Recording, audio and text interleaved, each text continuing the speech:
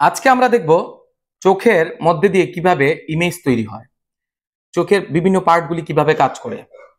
সোজা যখন রে এসে পড়ে প্রথমেই কর্নিয়াতে পড়ে, আর কর্নিয়াতে সবচেয়ে বেশি লাইট রিফ্র্যাক্টেড হয়, অর্থাৎ প্রতিসৃত হয়।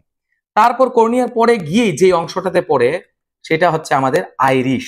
এই যে আইরিশ, আইরিশের কাজ হচ্ছে চোখের কালার দেওয়া, এবং এই যে খোলা অংশটা এটাকে আমরা বলবো পিউপিল। দেখো, দরজা যদি বেশি খোলা থাকে তাহলে আলো বেশি ঢুকবে, দরজা যদি কম খোলা থাকে তাহলে আলো কম ঢুকবে। তো অধিক আলোতে আইরিশ সামনের দিকে যায় এবং এই হোলটা ছোট হয়ে যায়, আর কম আলোতে এই আইরিশ গুলি দূরে সরে যায় এবং এই পিউপেলটা বড় হয়ে যায় যাতে বেশি আলো প্রবেশ করতে পারে।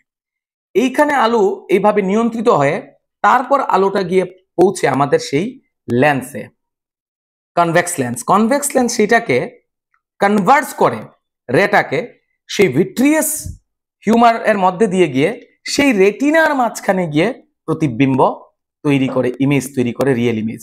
এবং রিয়েল ইমেজ আমরা জানি সেটা ইনভার্টেড হয়, আর আমাদের সেই অপটিক নার্ভ সেটা ব্রেইনে গিয়ে ইমেজটাকে সেটা উল্টে দিয়ে আমরা সেই ইমেজটা ঠিকঠাক দেখতে পারি।